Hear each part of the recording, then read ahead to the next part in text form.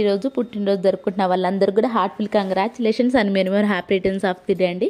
Skip చేయకుండా చూడడానికి అయితే ట్రై చేయండి. ఈ టిప్స్ తోటి మన పనులను సులువుగా చేసుకోవచ్చు, మన మనీని సేవ్ చేసుకోవచ్చు అండి. ప్లీజ్ మీకు నచ్చితే ఫ్రెండ్స్ అండ్ ఫ్యామిలీకి షేర్ చేసి లైక్ చేయండి. ఫస్ట్ టిప్ని అయితే చూసేద్దాము. ఇలాంటి బిర్యానీ బాక్సులు కానివ్వండి, దాని ప్లెయిన్ బాక్స్ ఇంట్లో కనుక ఉంది అనుకోండి, దీని అనవసరం అని చెప్పేసి పడేయకండి. ఈరోజు దీన్ని రీయూజ్ ఎలా చేయాలో చూద్దామండి. బ్యాక్ సైడ్ తిప్పేసేసి కొంచెం చాకుని కనుక వేడి చేసామనుకో మనకి ఈజీగా మధ్యలో అనేది ఇలా హోల్ లాగా అయితే చేసుకోవచ్చు అండి. తర్వాత ట్యాప్ ఉంటుంది కదా, మన కిచెన్లో ట్యాప్ ఉంటుంది కదండి, మన గిన్నెలు కడిగే ట్యాప్.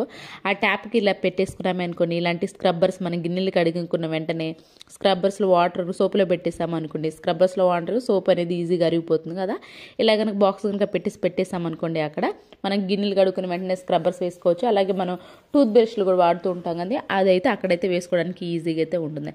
ఐ హోప్ ఈ టిప్ అయితే నచ్చిందానికి ప్లీజ్ మీ ఫ్రెండ్స్ అండ్ ఫ్యామిలీకి షేర్ చేయండి. నెక్స్ట్ టిప్ వచ్చేసి రేజర్స్ అన్నీ ఉంటాయి కదండి. ఇవేంటి అంటే కొంచెం వాటర్ తగిలిన అనుకోండి, కొత్తది అయినప్పటికీ కూడా కొంచెం తుప్పు పట్టడం జరుగుతుంది. ఎట్ ద సేమ్ టైం మనకి షార్ప్ కూడా ఉండకుండా ఒక్కసారికి పాడైపోతున్నట్లు అనిపిస్తూ ఉంటుంది కదా వాటర్ తగ్గడం వల్ల. అలాంటప్పుడు దీన్ని అనవసరం అని చెప్పేసి పడేయకుండా తుప్పు పోవాలి, at the same time blade షార్ప్గా ఉండాలంటే అల్యూమినియం ఫాయిల్ ఉంటుంది కదండి, అల్యూమినియం ఫాయిల్ తోటి ఒకసారి బాగా రబ్ చేసేసండి. రబ్ చేసిన తర్వాత హాట్ వాటర్ ఉంటాయి కదండి, హాట్ వాటర్లో ఒక 10 నిమిషాలు కనుక ఉంచేసేసి తీసేసామనుకోండి, బ్లేడ్స్ అనేవి షార్ప్ అవుతాయి. అట్ ద సేమ్ టైం తుప్పు ఏదైతుందో ఆ తుప్పు అనేది కూడా లేకుండా అయితే ఉంటుంది. ఐ హోప్ ఈ టిప్ కూడా నచ్చితే కనుక మీకు ఏది బాగా నచ్చింది అనేది కూడా కమెంట్ బాక్స్లో కమెంట్ చేయండి. అండ్ నెక్స్ట్ టిప్ వచ్చేసి ఒక చిన్న బౌల్ని అయితే తీసుకున్నాను. దానిలో టూత్ పేస్ట్ ఉంటుంది, టూత్ పేస్ట్ని అయితే తీసేసుకున్నాను అండి. ఒక స్పూన్ అయితే తీసేసుకున్నాను. దానిలోని విమ్ లిక్విడ్ ఉంటుంది కదా, సేమ్ విమ్ లిక్విడ్ ఒక స్పూన్ అయితే వేసేసుకున్నాను. ఈ రెండు బాగా కలిపేసుకోవాలి. కొంచెం వాటర్ కనుక వేసామనుకోండి రెండు బాగా కలిసిపోతాయండి. మనకి ఇలాంటి వాష్ బేసిన్స్ వైట్వి ఉంటాయి కదండి, బాత్రూంలో కానివ్వండి లేదంటే వాష్ ఏరియాలో కానివ్వండి, ఎంత నీట్గా క్లీన్ చేసినా కానీ వైట్ ముఖ్యంగా డల్గా అనిపిస్తూ ఉంటాయి కదా. అలాంటప్పుడు ఇలా టూత్ పేస్ట్ విమ్ లిక్విడ్ వేసి క్లీన్ చేసామనుకోండి, సేమ్ ట్యాప్స్ని కూడా క్లీన్ చేసుకోవచ్చు అండి. ఇలా క్లీన్ చేయడం వల్ల మన ట్యాప్స్ కానివ్వండి లేదంటే ఇలాంటి వైట్ వాష్ బేసిన్స్ కానివ్వండి చాలా నీట్గా అయితే క్లీన్ అయిపోతుంది. డల్ షేడ్ అనేది అయితే లేకుండా ఉంటుందండి. వీక్లీ వన్స్ కనుక ఇలా మీరు వైట్ వాష్ బేసిన్ ఇలా టూత్ పేస్ట్ క్లీన్ చేశారనుకోండి, చాలా నీట్గా అయితే క్లీన్ అయిపోతుంది. ఇంకొంచెం అయితే మిగిలి ఉంటుంది కదండి మనకి, ఇందాక చేసుకున్న ఒక స్పూన్ అయితే చేసుకున్నా, ఆ కొంచెం మిగిలిన దాన్ని కూడా ఇలా వైట్ కమోడ్గా ఉంటుంది కదా, కమోడ్లో కూడా వేసేసి క్లీన్ చేసామనుకోండి, బ్రష్ కొట్టేసామనుకోండి, చాలా నీట్గా అయితే క్లీన్ అయిపోతుందండి. మనం బ్రష్ చేసినంతసేపు కూడా మంచి వాసన అయితే వస్తూ ఉంటుంది. ఐ హోప్ ఇది కూడా నచ్చితే కనుక ప్లీజ్ అండి ఒక చిన్న రిక్వెస్ట్ అండి, మీరే లైక్ ఇవ్వండి. మీరు లైక్ ఇవ్వడం వల్ల వేరే వాళ్ళకి అయితే ఈ వీడియో సజెస్ట్ అవుతుంది కాబట్టి లైక్ ఇచ్చి సపోర్ట్ చేయండి. అండ్ నెక్స్ట్ టిప్ వచ్చేసి చలికాలం కాబట్టి ప్రతి ఒక్కరం కూడా స్వెటర్స్ అనేవి వేసుకుంటూ ఉంటాం కదా. అయితే ఈ స్వెటర్స్ ఉన్న మైనస్ ఏంటి అని అంటే, మన చలికని వేసుకుంటాంలే కానివ్వండి, దీనికి పాకెట్ అండ్ జేబులు అనేవి ఉండవు కదండి. మనం మార్కెట్కి కానీ వెళ్ళాలి అనుకోండి, మనీ చేతిలో పట్టాల్సుకున్న అవసరం ఉంటుంది కదా, అలా ఇబ్బంది పడకుండా ఉండాలి. చేతిలో కాకుండా ఇలా పాకెట్ లాగా ఇంట్లో తయారు చేసుకోవాలనుకుంటే ఇలాంటి సాఫ్ట్ క్లాత్ బ్యాగ్స్ అయితే వస్తాయి కదా గోల్డ్ షాప్లో కొన్నప్పుడు, ఆ సాఫ్ట్ క్లాత్ బ్యాగ్ ఏదైతే ఉంటుందో పిన్నిస్ పెట్టేసుకున్నామే అనుకోండి, మనకి ఈజీగా లోపలనే పర్స్ అయితే తయారైపోతుందని మనీ పెట్టుకోవడానికి ఈజీగా అయితే ఉంటుంది. అండ్ అలానే అడుగున బటన్ ఏదైతుందో అడుగు బటన్ పెట్టుకోకుండా కనుక పెట్టేసుకున్నామనుకో మనకి తీసుకోవడానికి ఓపెన్ చేసుకోవడానికి ఈజీగా అయితే ఉంటుంది. మీరు కావాలి అంటే అటు సైడ్ ఇటు సైడ్ స్టిచెస్ కూడా వేసుకోవచ్చు అండి, లేదంటే ఇలా పిన్నిస్ కూడా అయితే పెట్టేసుకోవచ్చు. నెక్స్ట్ టిప్ వచ్చేసి ప్రతి ఒక్కరు ఇప్పుడైతే కళ్ళ జోళ్ళు వాడుతూనే ఉంటారు, హెడ్ ఏక్ కానివ్వండి లేదు అంటారా మనకి సైట్కి కానివ్వండి. అలాంటప్పుడు మనకి స్పెట్స్ బాక్స్లో అనేది ఒక చిన్న కాటన్ క్లాత్ అయితే వస్తూ ఉంటుంది కదా, సాఫ్ట్గా ఉంటుంది కదా, ఆ క్లాత్ కనుక ఇన్ కేస్ మిస్ అయింది అనుకోండి, క్లీన్ చేసుకోవాలంటే కొంచెం ఇబ్బందిగా ఉంటుంది కదండి.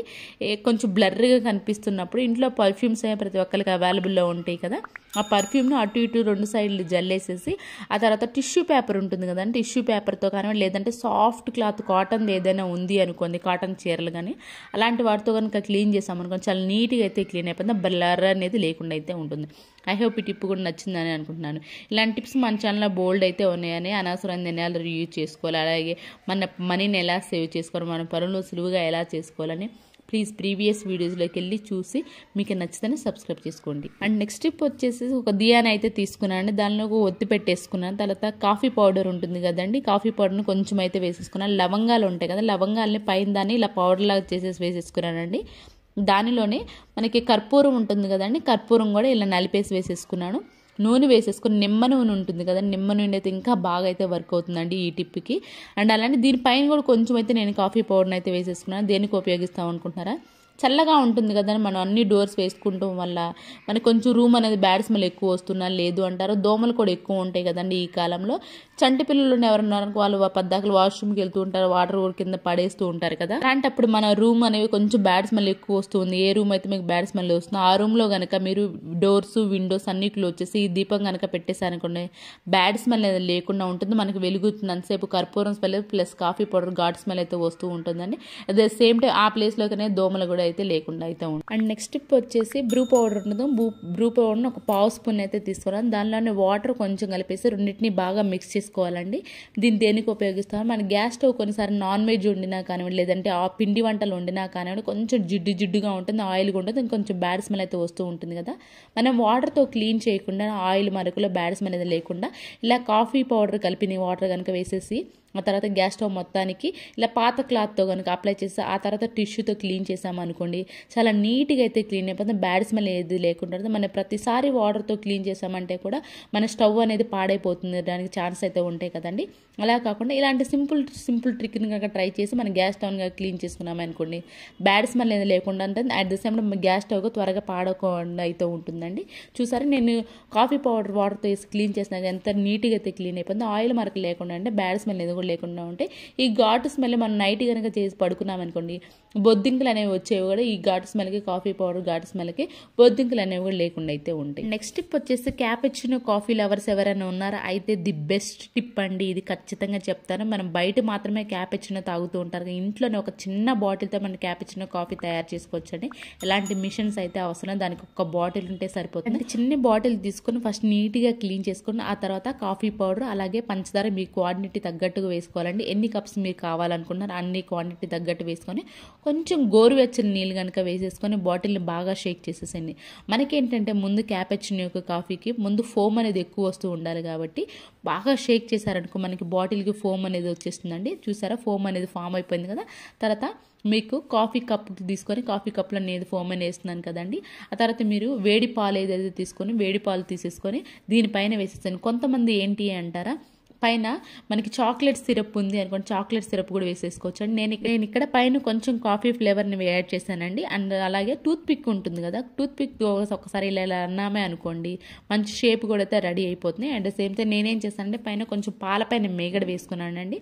ఇష్టం ఉన్న వాళ్ళు వేసుకోవచ్చు, లేదంటే ఇందాక చెప్పినట్లు చాక్లెట్ సిరప్ కూడా వేసేసుకొని ఒకసారి టూత్ పిక్ ఎలా అన్నాం అనుకో మంచి మనకు బయట తాగినట్లే సేమ్ ఇది కనుక మన రిలేటివ్స్ కానీ మన హస్బెండ్కి కానీ సర్వ్ చేసామనుకోండి ఫుల్ టేస్ట్ ఉంటుంది. అట్ ద సేమ్ టైం మంచిగా మనకి ఇంట్లోనే క్యాపుచినో ₹2తో రెడీ అయిపోతుంది. ఈ టిప్ ఎవరైనా ట్రై చేయండి. కాఫీ లవర్స్ ఎవరు ఉన్నారంటే మీరు 100% సాటిస్ఫై అవుతారు. ₹2తో మన కాఫీ అనేది రెడీ అయిపోతుంది. ఐ హోప్ ఈ టిప్ కూడా నచ్చితే కనుక ప్లీజ్ మీ ఫ్రెండ్స్ అండ్ ఫ్యామిలీకి షేర్ చేయడం మాత్రం అసలు మర్చిపోకండి. నెక్స్ట్ వచ్చేసేసి మనకి క్యాప్సికమ్ రైస్ని సింపుల్గా టేస్టీగా హెల్తీగా ఎలా చేసుకోవాలో చూద్దాం. దానికోసం 2 స్పూన్స్ నెయ్యి అండ్ 2 స్పూన్స్ ఆయిల్ వేసేసి ఆనియన్స్, పచ్చిమిర్చి, హోల్ గరం మసాలా ఉంటుంది కదా అంటే లవంగాలు, యాలకులు, దాల్చిన చెక్క, బిర్యానీ వేసి ఒకసారి బాగా ఫ్రై చేసుకోవాలండి. ఇలా ఫ్రై చేసుకునేటప్పుడు సాల్ట్ ఉంటుంది కదండి, సాల్ట్ కూడా కొంచెం వేసేసి ఫ్రై చేసుకున్నామండి. ఆనియన్స్ అనేవి ఈజీగా అయితే మగ్గిపోతాయండి.